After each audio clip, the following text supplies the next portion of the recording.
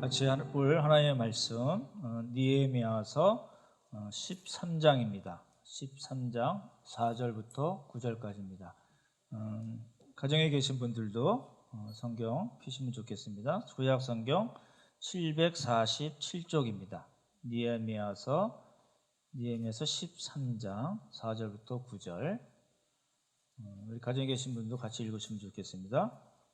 예배당에 계신 형제 자매들 형제분들 읽고 자매들 읽고 마지막 절 합독하겠습니다. 먼저 형제들 먼저 읽겠습니다. 시작.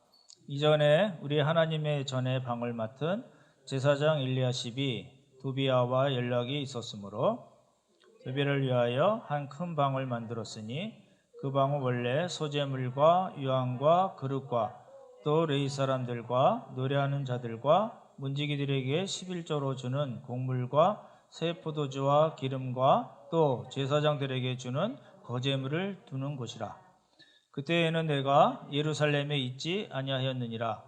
바벨론 왕 아닥사스다 32년에 내가 왕에게 나아갔다가 며칠 후에 왕에게 말미를 청하고 예루살렘에 이르러서야 엘리야십이 도비야를 위하여 하나님의 전뜰에 방을 만든 악한 일을 안지라.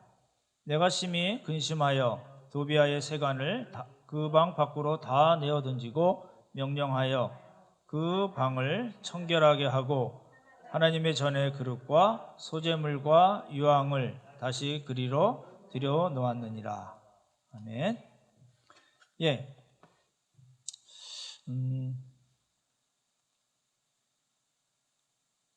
주일 예배 드리고 성탄절 예배 드리고 또 이틀 후에 주일 예배 드리고 신년 예배 드리고 막 정신이 없는 것 같아요. 여러분 어떠신지 모르겠습니다.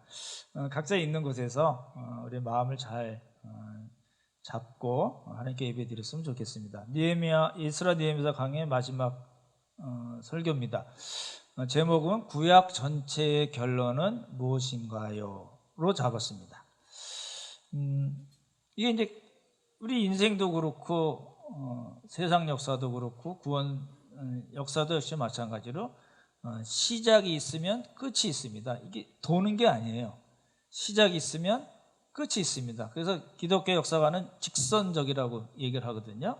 그래서 시작이 있고 끝이 있고 그 끝에 뭐가 있냐면 하나님께 결산 보고를 해야 됩니다. 이게 참 우리에겐 중요하잖아요. 시작이 있고 끝이 있어서 하나님 나라 쏙 들어가서 재밌게 놀고 영원히 산다 이러면 좋은데 그 전에 뭐가 있냐면 하나님께 결산 보고를 해야 됩니다. 그죠? 우리 그걸 생각하면서 올 한 해도 시작했으니까 끝이 있을 것이고 그 끝에 하나님 앞에 보고할 것이 있어야 된다라는 생각을 갖고 1년을 지내셨으면 좋겠습니다. 로마서 14장 12절 말씀 때문에 그렇습니다. 제가 읽어드릴게요. 이러므로 우리 각인이 자기 일을 다시요. 이러므로 우리 각인이 자기 일을 하나님께 직고하리라 이런 말씀이 있습니다. 하나님께 직고하는 결산 보고하는 날이 있다는 거죠. 그렇죠? 그래서 2021년 아직 2021년 이외 잘 안 있습니다만 2021년 하나님 뜻대로 잘 살아나가는 그런 복이 있기를 바랍니다. 다음 주부터는 이제 말씀드렸던 대로 말라기서 강의를 하면서 구약 이야기를 많이 말씀드릴 겁니다. 말라기서를 짧은 성경이니까 여러 번 읽어놓으시면 좋을 것 같고 말라기서가 한 두세 달 갈 것 같고 끝난 다음에 말씀드렸던 대로 성령론으로 가고 그 다음에는 바울의 동력자, 바울 이야기가 아니고 바울의 동력자 이야기를 드리려고 합니다. 에스라 느헤미야서 강의 오늘 21번째 마지막인데 이게 제가 찾아봤더니 7월 26일에 처음 시작했습니다. 그러니까 거의 6개월로 저희가 온 건데 먼저 오늘 설교를 들으시면서 그러셨으면 좋겠어요. 제가 몇 번 그런 말씀 여쭤보기도 했죠. 시리즈 설교를 다 마치고 그걸 꽉 짜면 뭐가 나올까를 여쭤본 적이 몇 번 있었는데 오늘도 마찬가지입니다. 에스라 느헤미야서 전체를 우리가 물론 안 본 부분도 많이 있긴 하지만 전체 맥을 잡아서 쭉 말씀을 드렸는데 그 우리가 같이 연구하고 듣고 연구하고 공부했던 내용을 꽉 짜면 꽉 잡으면 뭐가 나올까를 생각하시면 좋을 것 같아요. 다르게 말씀드리면 구약 전체 역사입니다. 구약에 나오는 이스라엘 역사 전체를 꽉 짜면 뭐가 나올까를 한번 생각하시면서 오늘 말씀을 드렸으면 좋겠습니다. 그 13장에 보면 어떤 문제가 이제 시작이 되냐면요, 이런 겁니다. 444년에 느헤미야가 주전 444년에 왔다가, 그때가 이제 아닥사스다 왕 20년입니다. 성경에 그렇게 나와요. 아닥사스다 왕이 페르시아 제국을 다스린 지 20년 때, 그때가 주전 444년인데 그때 느헤미야가 예루살렘으로 왔고, 그리고 아닥사스다 왕 32년, 그러니까 12년 후에 느헤미야가 그 예루살렘을 떠나서 다시 페르시아로 돌아갔습니다. 돌아갔다가 얼마인지 모르는데 며칠 후에 이렇게 표현이 되어 있긴 한데, 어느 시간이 지난 다음에 다시 느헤미야가 예루살렘에 와서 느헤미야 이스라엘 이스라엘 자손들이 형편을 보고 여러 가지 일을 한 것을 기록한 게 13장입니다. 이해가 되시겠죠? 그래서 6절을 한번 먼저 보시기 바랍니다. 6절, 예, 감사합니다. 같이 한번 읽어보겠습니다. 시작. 그때에는 내가 예루살렘에 있지 아니하였느니라. 바벨론 왕 아닥사스다 32년에 내가 왕에게 나아갔다가 며칠 후에 왕에게 말미를 청하고, 이렇게 되어 있습니다. 그러니까 얼마 동안 있다가 다시 또 왔는지는 모르지만 1500km라고 말씀드렸잖아요. 그러니까 왕복 한 7, 8개월, 빨라야 6, 7개월 이 정도 걸렸을 테니까 아마도 한 1, 2년 후에 오지 않았을까, 이렇게 이제 생각을 하는 겁니다. 왜냐하면 너무 늦게 오지는 않았던 게 유대 땅의 총독 이름이 그 역사적으로 나오거든요. 그래서 그 사람 전에 느헤미야가 갔다가 다시 와서 총독 일을 한 걸로 우리가 보는 겁니다. 이제 지난주에 제가 그걸 말씀드렸잖아요. 8장 1절부터 시작해서 12장 43절 기쁨, 즐거움이란 말이 4번 나오는 것까지 해서 쭉 설명드렸죠. 다시 한번 간략하게 설명드리면 7월 1일 무슨 날이죠? 예, 나팔절. 그렇죠? 유대력으로 7월 1일은 새해입니다. 새해 첫날 나팔절에 모든 백성이 일제히 에스라에게 모세 율법책을 가져오기를 요청했습니다. 그렇죠? 그리고 율법의 귀를 기울였습니다. 이거 기억나시죠? 율법의 귀를 딱 갖다 붙였다는 말로 말씀드렸고, 같이 있는 동역자들이 해석을 해줬습니다. 에스라가 낭독하는 그 말씀을 해석을 해주고, 그래서 백성들이 말씀을 밝히 알게 됐습니다. 그게 이제 7월 1일 이야기고, 7월 2일 그 다음 날은 아무 절기도 아닌데 족장, 제사장, 레위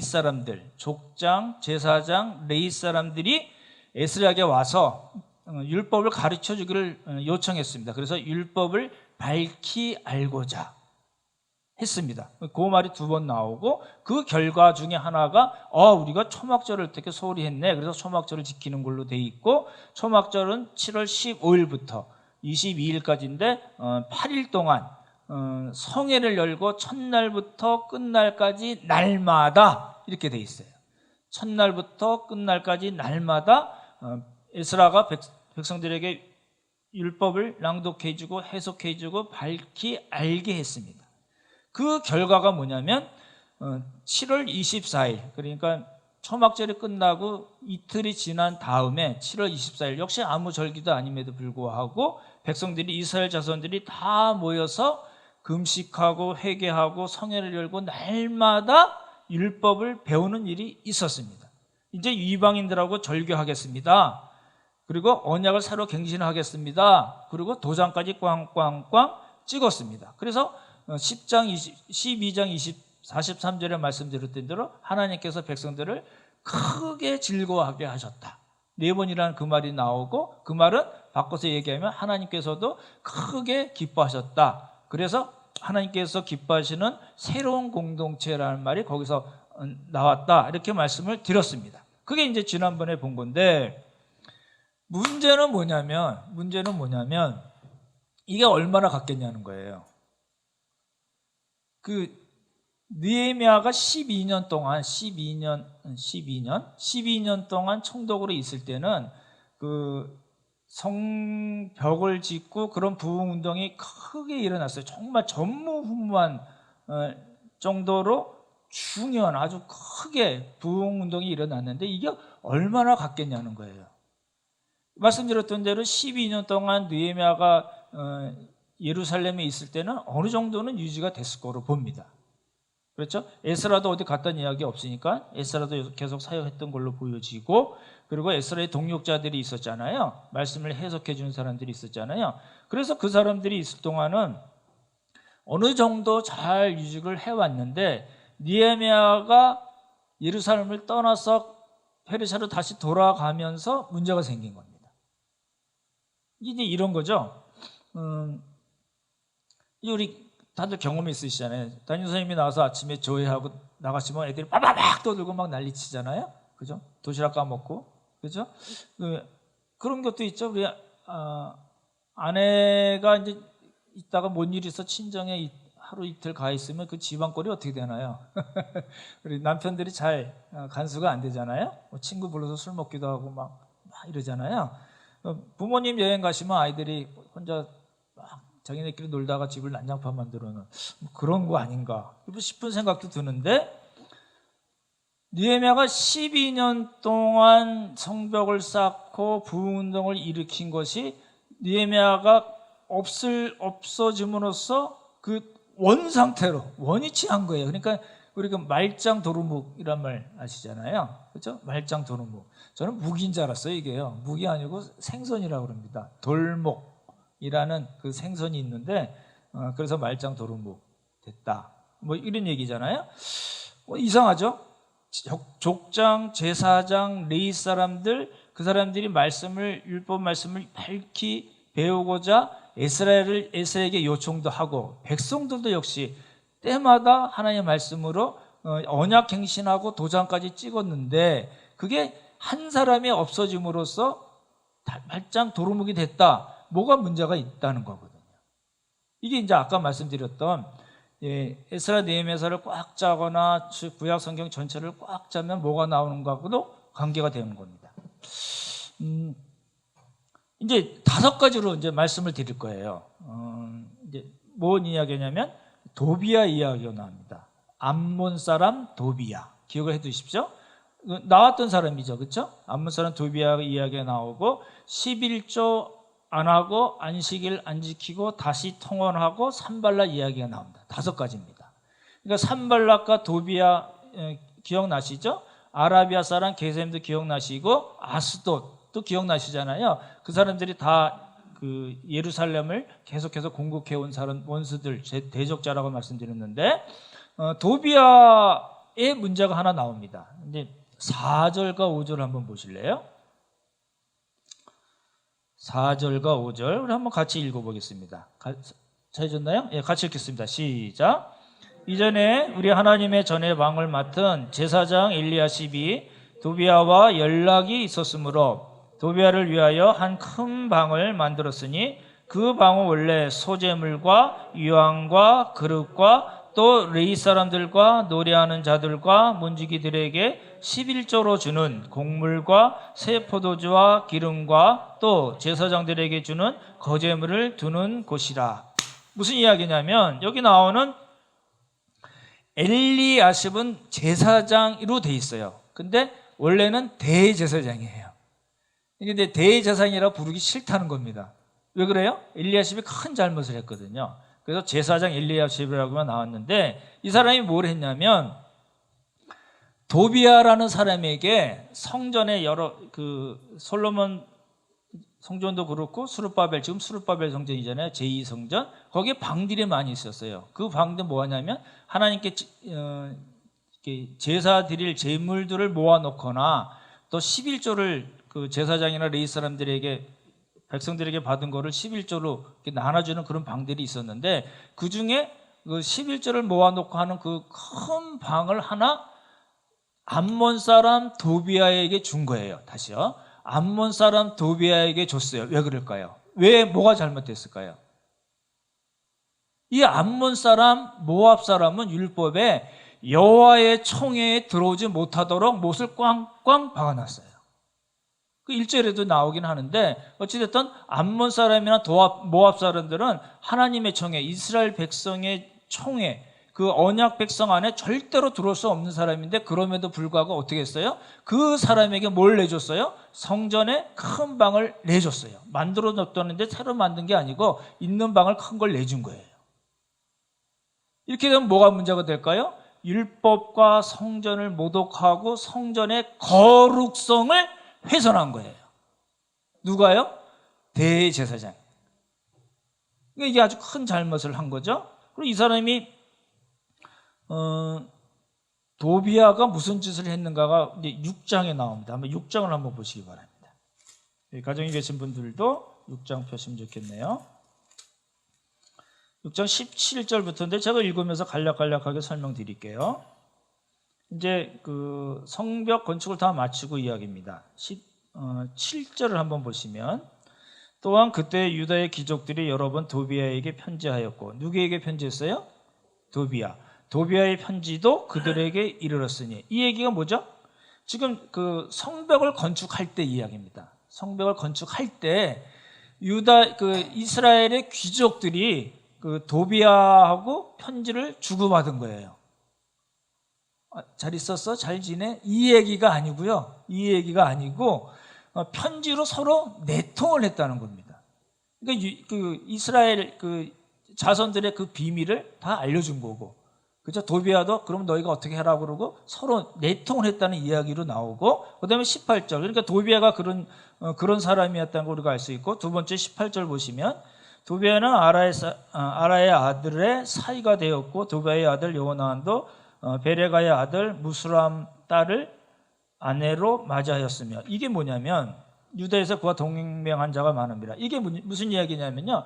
도비아는 누구랑 결혼했냐면 유대 여자랑 결혼한 거예요. 암몬 사람이 유대 여자랑 결혼을 한 거예요. 그렇죠? 네. 그리고 그 밑에 보시면 뭐라고 또 나와요? 도비아의 아들도 뭐였어요? 이름까지 우리가 안 해도 되죠. 도비아의 아들도 무슬람이라는 어떤 한 제사장입니다. 제사장의 딸과 결혼을 한 거예요. 그러니까 어떻게 된 거예요? 절 보십시오. 도비아는 자기 자신이 유대 여자랑 결혼했고, 그렇죠?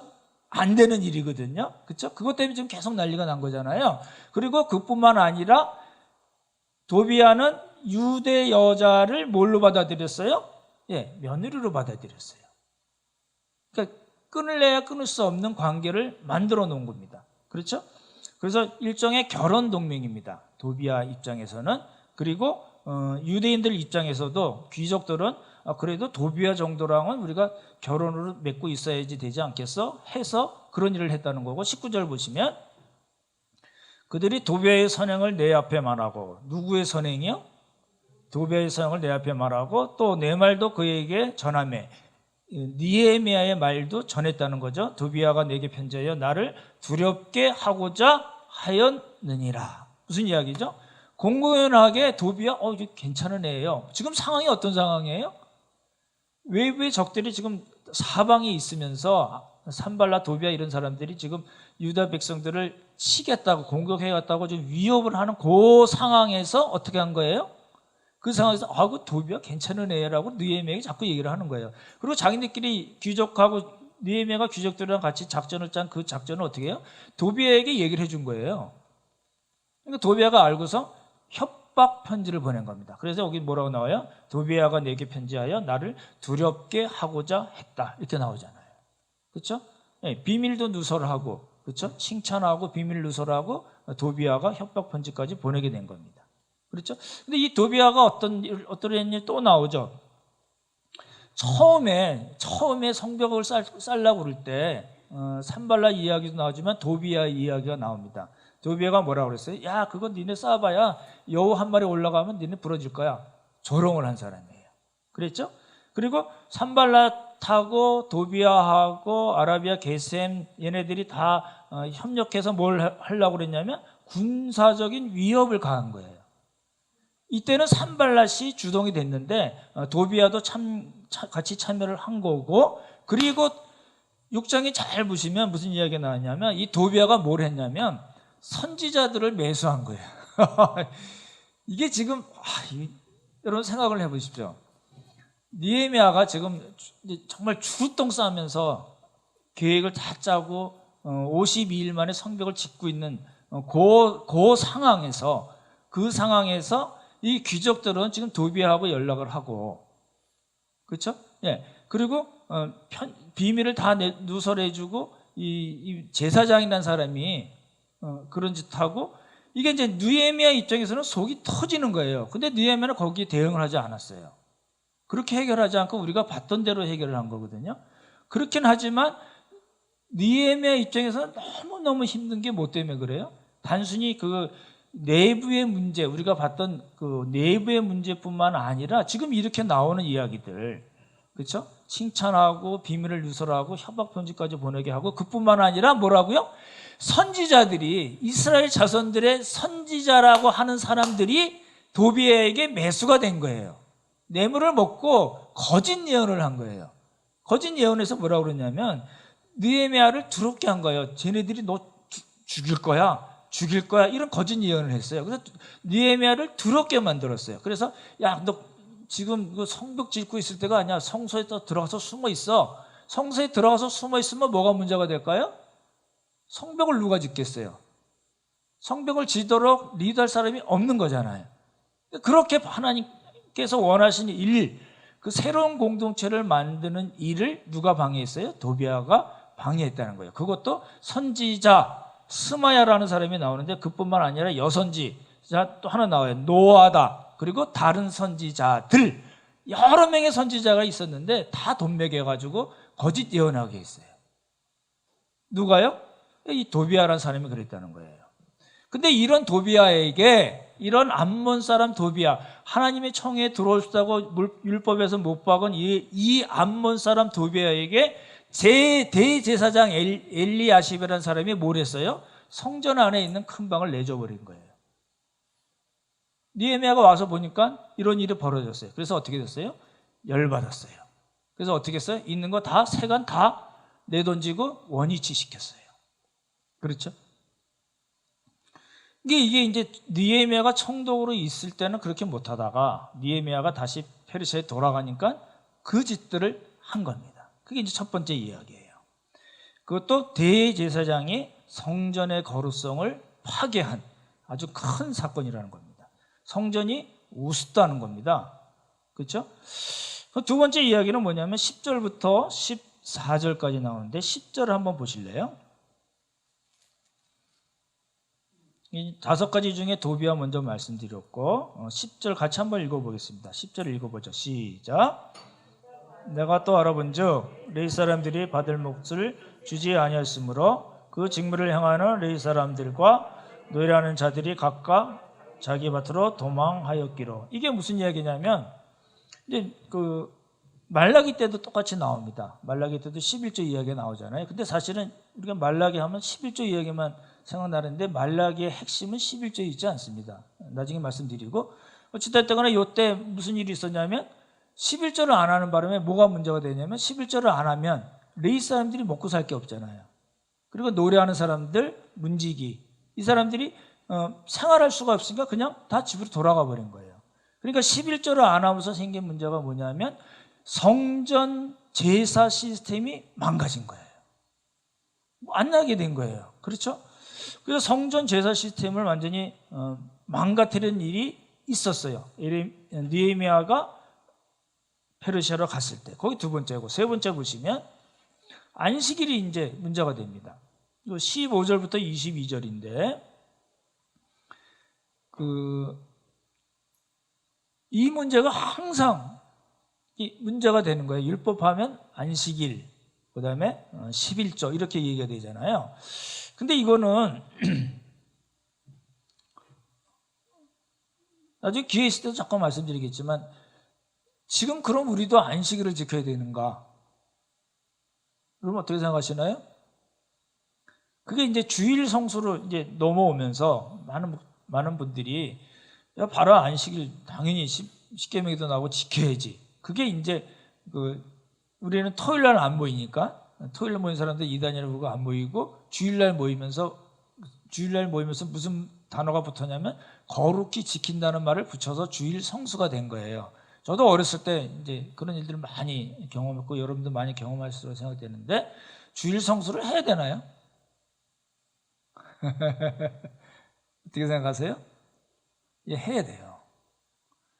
문제는 뭐냐면 어떻게 지킬 건가, 그 의미가 무엇인가를 알고, 그렇죠? 그 의미가 무엇인가를 알고 우리가 그날을 구분하는 거는 굉장히 중요합니다. 근데 그게 이제 한국교회 들어오면서 너무 과하게 성경적이지 않은 것들이 더덕더덕 붙어가지고 문제가 됐지만, 사실은 한 날을 우리가 구분해서 하나님께 드리고, 그리고 우리가 마땅히 해야 할 일들을 하는 것은 굉장히 중요한 일이라고 생각이 됩니다. 그렇죠? 어떤 율법적으로, 기계적으로, 문자적으로 지키는 게 아니라 그 의미가 무엇인지를 알고, 가장 중요한 의미는 뭐예요? 우리에게 영원한 안식이 있다는 거예요. 그렇죠? 우리에게 영원한 안식이 있다는 것을 우리가 기억을 하고 하나님께 감사하고 하나님께서 원하신 일들을 감당하는 날. 그렇죠? 우리가 매일을 그렇게 구분하기 어려우니까, 그렇죠? 그렇게 해서 한 날을 구분해서 우리가 잘 지내는 게 중요하다는 거잖아요. 근데 이제 이때는 그게 아니고, 이때는 구약이니까 그 율법을 대로 지켜야 돼요. 안식일을 지켜야 돼요. 근데 이스라엘 백성들이 안식일을 안 지켰어요. 장사하고, 그렇죠?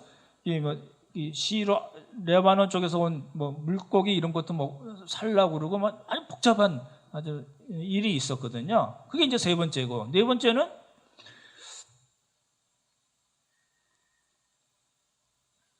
이 문제가 이제 계속 이게 100년 넘게 안 풀리는 문제가 뭐냐면 이방인들과의 통혼입니다. 그 초막절 때도 그랬잖아요. 이방인들과 절교하겠다. 도장 꽝꽝 찍었잖아요. 하나님께 맹세하고 도장도 찍고서 이게 해결이 안 되는 거예요. 한번 보십시오. 25절만 한번 읽어보겠습니다. 25절 한번 보시면 같이 한번 읽어보죠. 이제 느헤미야가 갔다 와서 보고서 이제 황당하게 생각한 내용입니다. 25절 읽죠. 시작. 내가 그들을 책망하고 저주하며 그들 중 몇 사람을 때리고 그들의 머리털을 뽑고 이르되, 너희는 너희 딸들을 그들의 아들들에게 주지 말고 너희 아들들이나 너희를 위하여 그들의 딸을 데려오지 아니하겠다고 하나님께 가리켜 맹세하라 하고. 이게 뭐냐면요, 말씀드렸잖아요. 아스도지 있었잖아요. 그리고 암몬, 모압 사람들이 있었잖아요. 그 여인들과 통화를 한 거예요. 근데 이제 그 느헤미야가 어느 집에 가보니까 애가 말을 하는데 유다 말을 못 하는 거예요. 아스돗 방언만 해요. 그 블레셋 방언이잖아요. 아스돗 말을 하는 거예요. 그러니까 느헤미야가 한순간에 열이 확 오른 거예요. 와봤더니 성전을 다 그 꼴로 만들어 놓고 안식일 11조 안 와가지고 엉망진창이 다 됐는데, 사람들까지 보니까 이 통혼 때문에 아이들이 자기 나라 말도 못하고 이방 나라 말 아스돗 방언을 하고 있으니까 느헤미야가 한순간에 열을 확 받은 거예요. 그래서 뭘 했어요? 잘 보십시오. 내가 그들을 뭐 했어요? 책망한 건 괜찮아 보이는데 뭐 했어요? 저주했어요. 그리고 뭐 했어요? 때렸어요. 머리털을 뽑았어요. 이게요, 잘한 건가요? 당연히 이렇게 해야 되는 건가요? 그럼 어떻게 생각하시나요? 성경 읽을 때 잘 보셔야 됩니다. 이게 하나님을 위한 열심, 이런 측면에서 보면 잘했어 이렇게 얘기하는지 모르지만, 이렇게 하는 법이 없습니다. 예를 들어서 이제 우리 함께 가는 교회 말고 어느 교회에서 목사님이 열받아가지고 막 책망하고 저주하고 막 머리털 뽑고 때리고 그러면 되겠습니까? 안 되잖아요. 이건 마찬가지 거로 보는데, 느헤미야는 그렇게 했어요. 왜 그랬냐면 이건 사실은 다분히 기질적인 문제입니다. 제가 5장 때도 잠깐 말씀드렸죠. 내부의 문제를 해결할 때, 그렇죠? 깊이 생각했다라는 말이 나오잖아요. 그래서 자기 성질대로 안 한 건데, 여기서는 느헤미야가 제가 보기에는 성질대로 해버린 겁니다. 근데 느헤미야가 성질대로 해버릴 만큼 그렇게 상황이 너무너무 안 좋았다는 거예요. 느헤미야를 칭찬할 생각도 없고 두둔할 생각도 없고, 저는 잘못했다고 보는 입장이긴 하지만, 문제는 뭐예요? 이스라엘 전체가 지금까지 100년 동안 538년 고레스 칙령으로부터 따지면 537년에 왔으니까 계산해 보십시오. 537년에 오고 444년에 그 개혁운동이 일어나고 지금 432년 지나서 한 430년 정도 되겠죠. 12년 있다가 한 1, 2년 정도 있다 왔으니까 그 기간을 따지면 얼마나 되나요? 따져보시면 537에서 만약에 430을 빼면 100, 500, 하여튼 거의 100년이 되죠. 그러니까 이게 100년 동안의 일이 정말 아무것도 아닌 게 돼버린 거예요. 그러니까 느헤미야 입장에서는 열이 받죠. 확 올라온 겁니다. 그래서 제가 보기엔 그렇게 에스라는 그렇게 하지 않았습니다. 그렇죠? 에스라는 말씀을 가르치면서 했지. 근데 이제 이 느헤미야는 조금 그런 어떤 행정력도 권력도 완전히 가진 사람이고 기질적인 문제가 있어서 아마 이렇게 하긴 했지만 그만큼 이스라엘 자손들이 영적으로 큰 잘못이 있었다. 이렇게 해석하면 좋을 것 같아요. 그게 이제 네 번째 통합 문제고, 다섯 번째도 또 마찬가지인데 28절을 한번 보시기 바랍니다. 28절 같이 읽죠. 시작. 대제사장 엘리야십의 손자 요아다의 아들 하나가 호론 사람 산발랏의 사이가 되었으므로 내가 쫓아내어 나를 떠나게 하였느니라. 이게 쫓아내서 떠나게 한 건 관계없는데, 이게 무슨 일이냐면 제사장 엘리야십, 여기는 뭐라고 나와 있어요? 대제사장이라고 나왔잖아요. 이 대제사장으로 하는 이 엘리야십이 누구랑 지금 혼인을 맺은 거예요? 산발랏. 이 산발랏이 누구예요? 예, 조롱하고 군사적인 위협을 강하고 그 느헤미야를 죽이려고 했던 사람이거든요. 그 사람과 어떻게 했어요? 예, 혼인을 맺은 거예요. 예, 우리 아들이, 우리 이 손자가 그 집 애를 좋아해가지고 할 수 없이 결혼시켰어요. 이 얘기가 아니에요. 당시 상황은 전혀 그럴 수 없는 상황이거든요. 그러니까 이거는 가문 대 가문으로 결혼한 건데, 이 대제사장이라는 이 사람이 XXR 보냈어요. 이 사람이 누구랑 지금 산발락, 원수 대적자라고 얘기하는 그 산발락 지방과 혼인 동맹을 맺어버린 거예요. 단순한 통혼의 개념을 훨씬 더 뛰어넘은 겁니다. 그렇죠? 그러니까 이런 이야기들이 다섯 가지 말씀드렸죠. 뭐죠? 도비아하고 산발락 이야기 나오고, 통혼 이야기 나오고, 11조, 안식일. 그렇죠? 이런 모든 지금 다섯 가지 말씀인데, 이 문제가 이스라엘 자손들의 발목을 잡고 이스라엘 자손들을 영적으로 망가뜨려 버린 거예요. 그러니까 이 느헤미야 입장에서는 정말 황당한 일이라는 거예요. 한때 반짝했어요. 한때 100년 넘게 보자면 바벨론의 포로로 갔을 때, 가서 이스라엘이 멸망할 때부터 따지자면 훨씬 더 긴 기간이거든요. 그 기간 동안에 모든 일들이 다 숲으로 돌아가는 그런 상황에 있었습니다. 그렇죠? 이걸 보면서 이제 제가 그렇게 생각이 들더라고요. 우리 한국 교회는 어떤가? 이런 생각이 들어요. 이제 비교를 해보는 것, 대조를 해보는 겁니다. 한국 교회는 너무 몸집만 커진 그런 공동체가 아닌가? 라는 생각이 들었어요.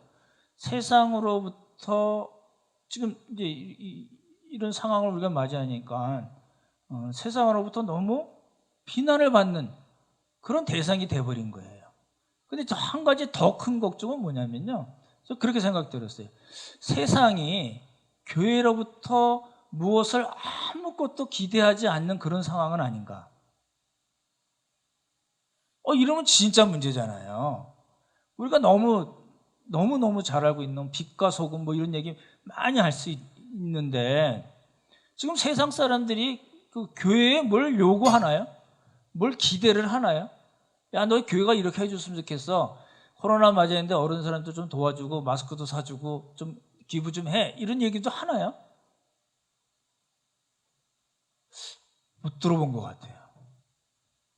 아무것도 교회에 기대하지 않는 그런 상황에 우리가 있지 않은가, 한국 교회가. 이걸 우리가 다시 생각을 해봐야 된다는 겁니다.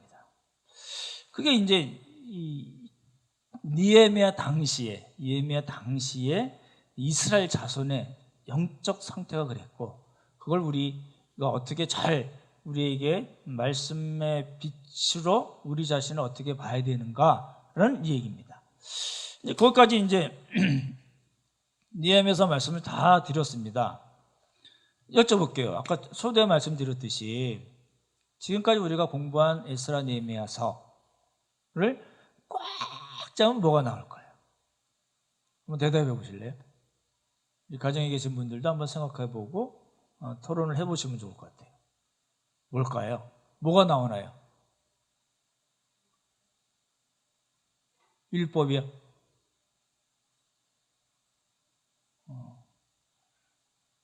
여러분은 어떻게 생각하시나요? 꽉 잡으면 뭐가 나올까요? 저는 그렇게 생각하는데, 저는 그렇게 표현했습니다. 꽝. 뭐가 나오죠? 하나님이 그렇게 선지자들을 보내고 세워주시고 리더들을 세우고 말씀 운동 일으키시고 율법 운동 일으키시고 금식하고 회개하고 맹세하고 도장까지 찍게 하신 그 하나님의 역사가 지금 꽉 잡았더니 남는 게 아무것도 없다는 거예요. nothing입니다.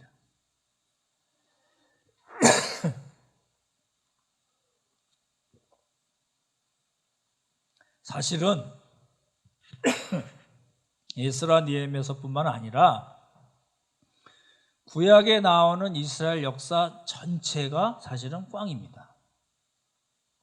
가장 기본적인 언약 백성으로서의 삶과 사역을 살지 못했고 살지 않았습니다.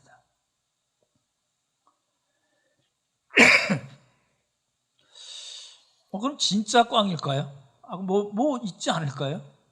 구약 역사라는 게 하나님이 천지를 창조하시고 아브라함을 부르시고 이스라엘 민족을 만드시고 이스라엘 백성들을 보호하시고 약속하셨던 가나안 땅을 주시고 또 뭐 350년 사사 전창긴 했지만 그때마다도 역사하셨고 왕국, 통일왕국, 분열왕국, 또 포로로 잡혀가고 또 포로로 다시 올 때까지 하나님이 역사하셨는데 꽝이란 말인가?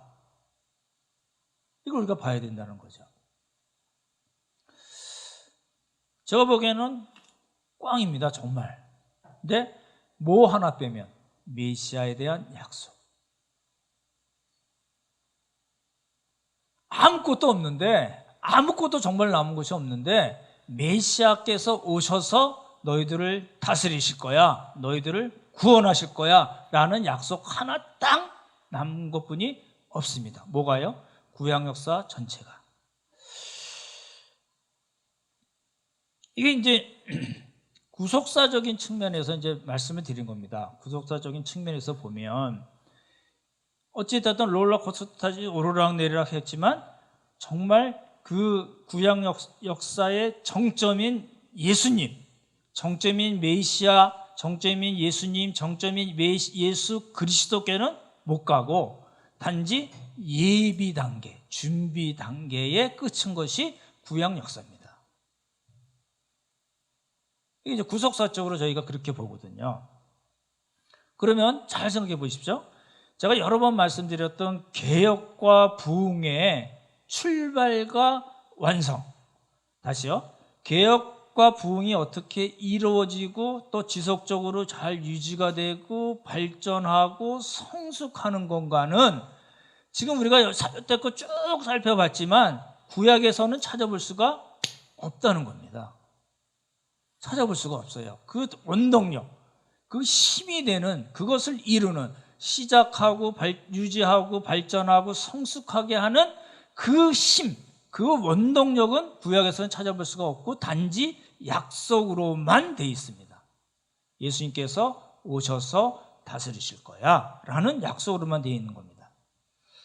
그렇게 본다면 제가 여러 번 말씀드렸던 하나님께서 기뻐하시는 새로운 공동체는 구약에서는 찾아볼 수가 없습니다. 잠깐 반짝했어요. 거기서 우리가 얻을 것은 있겠지만 그렇게 반짝하고 없어지고 반짝하고 없어지고 반짝하고 없어지고 반짝하고 없어지고 그리고 400년이 흐른 거예요. 그게 신구약 중간기라고 우리가 얘기하는 거거든요. 그렇죠? 그래서 이제 우리가 결론 내릴 수 있는 건 뭐냐면 이 구약에는 결정적인 뭐가 없다. 결정적인 뭐가 없다라는 겁니다. 그렇죠? 그러면 결정적인 그 뭐는 뭘까요? 네, 말씀드렸던 대로 예수님의 오심입니다. 그래서 이제 예수님께서 메시아로서 구약 성경에서 여러 차례 다양한 방법으로 예언하고 계시했던 그 메시아이신 예수님께서 오셔서 하신 일이 뭘까요? 네, 구속사역을 완성하셨어요. 그렇죠? 성령님을 우리에게 보내주셨어요. 이게 문제예요. 구약에서의 그 성령님께서는 어떤 사역, 역사하시는 거, 어떤 일을 하는 것에 포인트가 있는데 신약에 돌아오면서는 구약과 다른 것 중에 큰 것 중에 하나가 뭐냐면 우리 안에 거하시는 거예요. 우리를 성전으로 삼으시는 거예요. 그럼으로써 구약 백성들이 누리지 못했던 그 복을 우리가 누리게 되는 거예요. 나중에 성령님한테 계속 말씀드릴 거고요. 그러면 우리 이런 거잖아요. 성령님께서 우리의 마음에 계시고 하나님께서 우리에게 완성된 계시를 다 주셨기 때문에 이 말씀과 성령, 다시요. 이 말씀과 또 그 말씀으로 역사하시는 그 성령님의 인도하심에 우리가 순종하고 따르고 헌신하면 뭐가 가능하다고요? 하나님께서 원하시는, 그토록 원하시는, 구약 성경에는 전혀 없었던 하나님께서 기뻐하시는 거룩한 새로운 공동체가 가능하다라는 게 구약의 결론입니다. 그래서 결국은 약속하신 메시아이신 예수 그리스도 외에는 다른 아무런 해결책이 없다라는 게 구약 전체의 결론입니다. 그럼 그렇게 보면 좋겠죠? 그 결론을 알고 우리가 구약을 보면 달라 보일걸요. 그렇죠? 저희가 그 성경 지도 때도 말씀을 드리고 구약을 저희가 작년에는 구약을 많이 봤었는데 그 결론이 없다. 해결책이 없다. 이건 nothing이다. 오직 예수 그리스도만이 우리의 해결책이시고 예수님께서 오셔서 해결하시고 다스리시고 통치하시고 말씀과 성령으로 함께 하셔야지만이 새로운 공동체가 가능하다라는 겁니다. 그러면 우리는 어떻게 될까요? 만약에 그렇다면 구약은 꽝이고 약속만 남고 우리 입장에서는 구속사적인 그 진행에 따라서 모든 것이 다 지금 이루어지고 예수님의 재림만 남겨놓고 있는 우리 입장에서는 그럼 어떻게 해야 되는 게 정답인가라는 겁니다. 말씀드렸더니 당연하죠. 말씀에 귀를 기울여야 됩니다. 말씀에 귀를 딴 방법이 없습니다. 아까 말씀드렸지만 한국교회를 좀 비관적으로 말씀드리긴 했지만 저는 그렇다고 봅니다. 거기서 벗어나려면 어떻게 돼요? 말씀에 귀를 기울이는 수밖에 없습니다. 말씀에 귀를 기울일 때 누가 역사하시나요? 성령 하나님이 역사하시거든요. 성령께서 역사하세요. 성령님은 그냥 이런 집회 때 성령 받으라 이런 걸로 역사하시는 분이 아니거든요. 인격적인 하나님은 우리가 힘으로, 능력으로만 생각하기 때문에 그런 일들이 나온 거거든요. 그렇죠? 그래서 당연히 말씀과 그 말씀으로 인도하시고 역사하시는 성령님, 이 두 기둥이 새로운 공동체를 만들어내는 그런 힘이라는 겁니다. 그러면 우리 입장에서는 헌신할 수 있는 힘이 생기겠죠. 성령님께서 역사하시는 그 역사를 우리가 날마다의 말씀 연구, 말씀 공부를 통해서 힘을 공급받을 수 있다면 거기서 헌신하는 힘이 나오지 않을까요? 그렇죠? 같이 모여서, 그런 분들이 같이 모여서 동역을 하면 슬플까요? 기쁠까요? 당연하죠. 동역의 기쁨이 있는 겁니다. 동역의 기쁨이 있는 거예요. 지금 우리가 그렇게 자유롭게 하지 못한 때 얘기는 하지만 어찌됐든 간에 성령님께서 말씀을 통해서 우리에게 주시는 그 힘이 있으면 그걸 바탕으로 우리가 헌신도 하고 사랑도 하고 나눔도 하고 선교도 하고 동역을 할 수 있는 겁니다. 말씀을 마치겠습니다. 2021년 한 해 말씀과 성령님을 쫓아 행하는 복이 우리 모두에게 있기를 예수님의 이름으로 축원합니다. 아멘. 기도하겠습니다. 참 좋으신 하나님 아버지, 은혜를 감사드립니다. 2021년 첫 번째 주일에 우리는 에스라 느헤미야서를 이렇게 마칩니다. 하나님 아버지, 우리의 눈을 열어주시고 우리의 귀를 열어주셔서 우리가 어떻게 하나님의 말씀을 듣고 또 성령께서 우리에게 주시는 힘을 받고 또 그 힘대로 살아나가야 되는지 주님 가르쳐 주시기를 간절히 바라고 원합니다. 사랑하는 우리 모든 형제 자매들, 여러 가지 다른 형편에 있고 또 어려운 형편에 있긴 하지만 주님께서 도우시고 함께 하셔서 우리의 믿음을 발휘해서 그 믿음으로 또 하나님께서 주시는 힘으로 잘 감당하며 승리할 수 있게 도와주시고 또 하나님께서 원하시는 귀한 믿음의 공동체, 귀한 믿음의 가정을 만들 수 있는 복을 허락하여 주시옵소서. 아버지 은혜 감사드리오며 귀하신 예수님 이름 받들어 기도드렸사옵나이다. 아멘.